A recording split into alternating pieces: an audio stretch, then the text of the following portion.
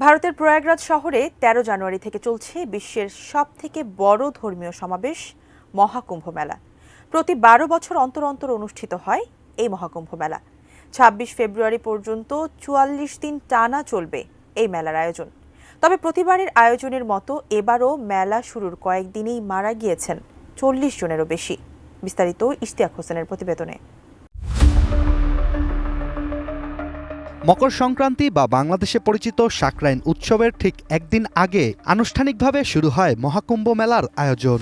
ভারতে অনুষ্ঠিত এই বিশেষ অনুষ্ঠানটি বিশ্বের সবচেয়ে বড় ধর্মীয় জমায়েত হিসেবে পরিচিত। এবারের এই মেলাকে মহাকুম্ভ ডাকার কারণ হচ্ছে ভারতের উত্তরপ্রদেশের প্রয়াগরাজে প্রতি ১২ বছর অন্তর একবারই মহাকুম্ভ মেলার আয়োজন করা হয়। এছাড়া ভিন্ন সময়ে ভিন্ন স্থানে পূর্ণ কুম্ভ ও অর্ধকুম্ভ মেলার আয়োজন হয়ে থাকে, তবে সেগুলো মহাকুম্ভের আনুষ্ঠানিকতা ও মানুষের সমাগমের হিসেবে আকারে অনেক ছোট।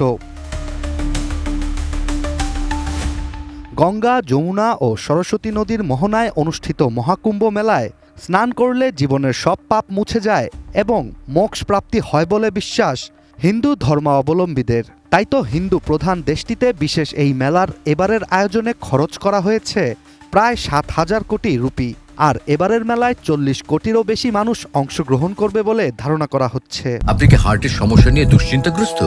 স্বল্প খরচে হার্টকে ভালো রাখার সহজ উপায় মাতৃভূমি হার্ট কেয়ারে। তবে অতিরিক্ত মানুষের সমাগমে মহাকুম্ভ মেলার আয়োজন যেমন জমজমাট হয়ে ওঠে, ঠিক তেমনই অঘটনও ঘটে। অস্বাভাবিক মানুষের চাপে প্রতিটি মহাকুম্ভ মেলাতেই মারা যায় একাধিক মানুষ। এবারের আয়োজনেও ঘটেছে একই ঘটনা। মেলা শুরুর কয়েকদিনেই এখন পর্যন্ত মারা গেছে ৪০ জনেরও বেশি মানুষ, যাদের বেশিরভাগই পদদলিত হয়ে নিহত হয়। প্রয়াগরাজ শহরের নদীতে স্নান করতে যাওয়ার সময় তীরে ঘুমিয়ে থাকা মানুষজন পদদলিত হয়ে মারা যান। স্নান করার উদ্দেশ্যে যাওয়া মানুষ হুড়োহুড়ি করে নদীর দিকে ছুটতে থাকে, আর ধর্মপ্রাণ এসব মানুষই সামনে পিছে কোনো কিছু না দেখেই মানুষের ঢলে গা ভাসিয়ে আপনা আপনি সামনে যেতে থাকেন, যার ফলে উন্মুক্ত স্থানে শুয়ে থাকা ও অসুস্থ হয়ে মাটিতে পড়ে যাওয়া ব্যক্তিরাই পদদলিত হয়ে মারা যান। মহাকুম্ভ মেলায় দেশি বিদেশি হাজারো মানুষের সমাগম হয়, আর মেলায় আগত ব্যক্তিদের সুরক্ষা দিতে সরকারের পক্ষ থেকে প্রতি বছরই বেশ কিছু পদক্ষেপ গ্রহণ করা হয়ে থাকে। তবুও মেলার পুরো এলাকায় অতিরিক্ত মানুষের চাপ কোনোভাবেই নিয়ন্ত্রণ করা সম্ভব হয়ে ওঠে না, যার ফলেই প্রতিটি কুম্ভ মেলাতেই শত শত মানুষ নিহত হয়ে থাকেন। Ishtiaq Hossain, ATN news.